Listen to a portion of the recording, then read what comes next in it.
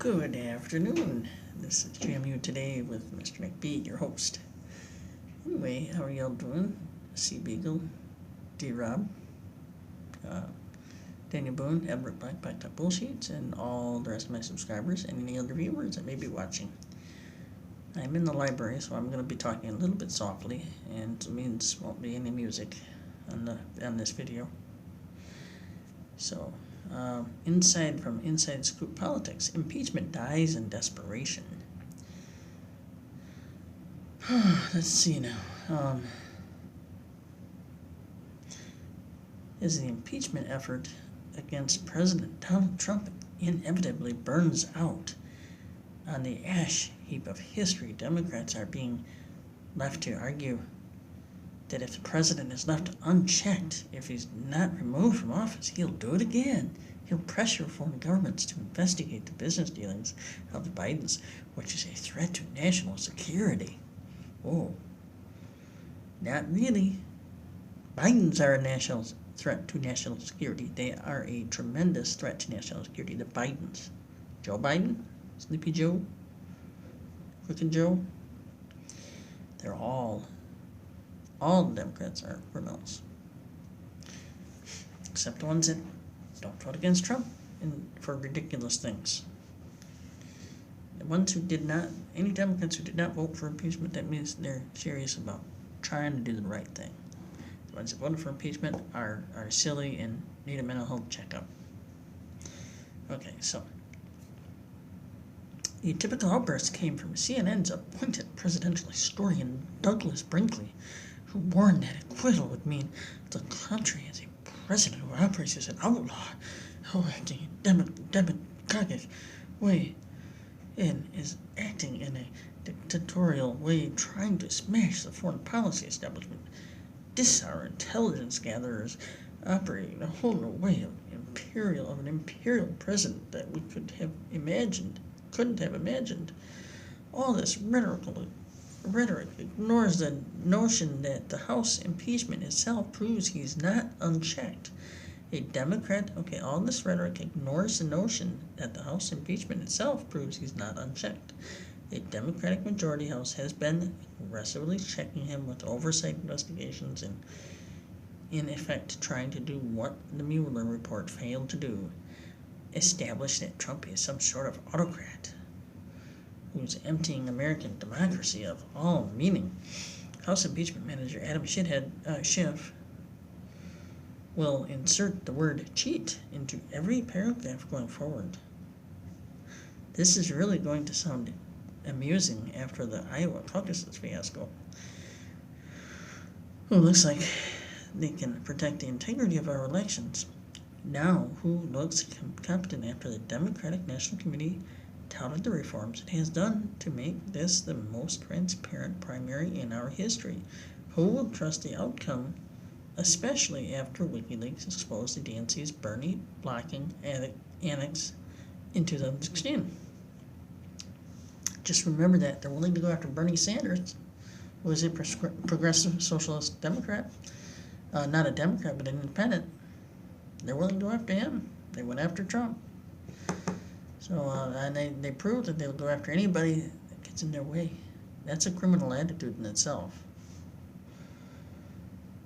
Whereas Trump is only defending himself from outright false attacks. Nobody will convince me otherwise. Nobody.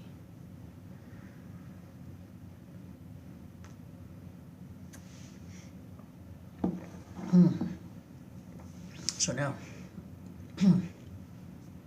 all right. Portions of Schiff's closing argument before the Senate. Desperation overtook. Okay, let me see here.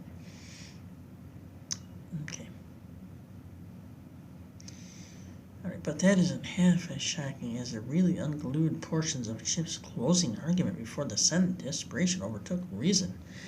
If Trump isn't removed, the congressman from Hollywood feverishly imagined Trump could offer Alaska to the Russians in exchange for support in the next election, or decide to move to Mar-a-Lago permanently and let Jared Kushner run the country, delegating to him the the decision whether to go to war.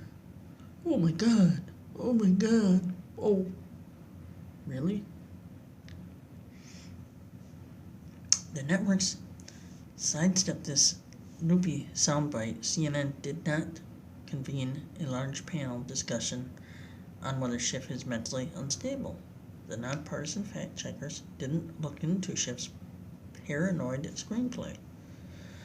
The unchecked president has been subject to almost 1,100 hyper-negative minutes just about impeachment on the evening news from late September through January, while in the same time frame the gangbusters economy drew a mere 14 minutes.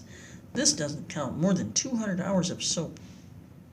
This doesn't count more than 200 hours of soap opera canceling live impeachment coverage on ABC, CBS, and NBC. It doesn't count PBS broadcasting the impeachment process live and then rerunning in a prime time. It doesn't hold a candle to cable news 24/7 obsession with impeachment.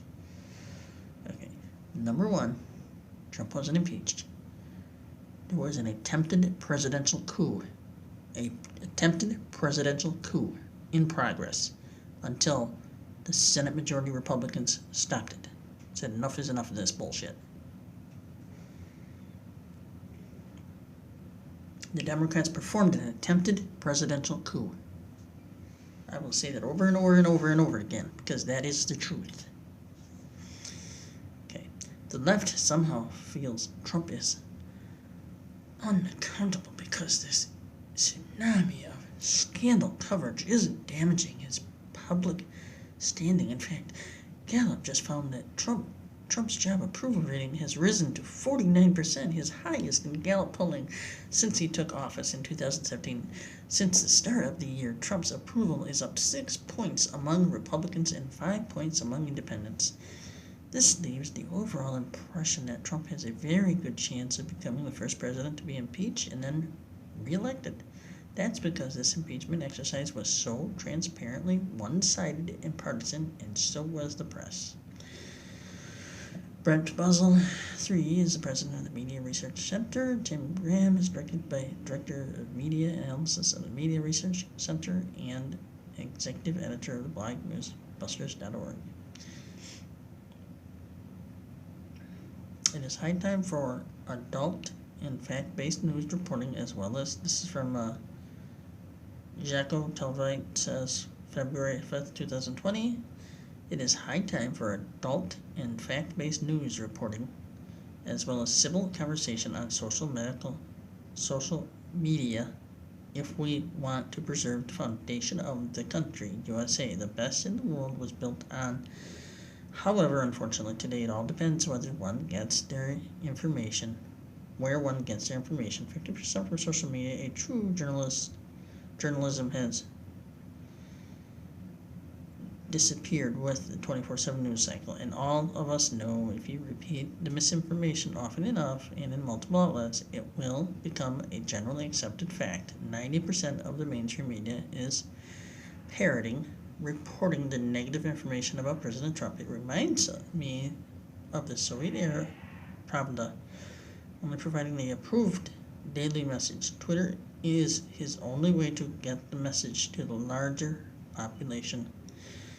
Everyone has the right to their own opinions, not facts, and adults' lifestyle choices, but nobody has the right to impose, intimidate, blackmail, dictate, or legislate as to how rest of us individuals, corporations should believe, think, and function. Furthermore, LGBTQ and transgender education indoctrination has no place in the kindergarten and elementary and even middle school levels. That is child abuse. Yes, it is.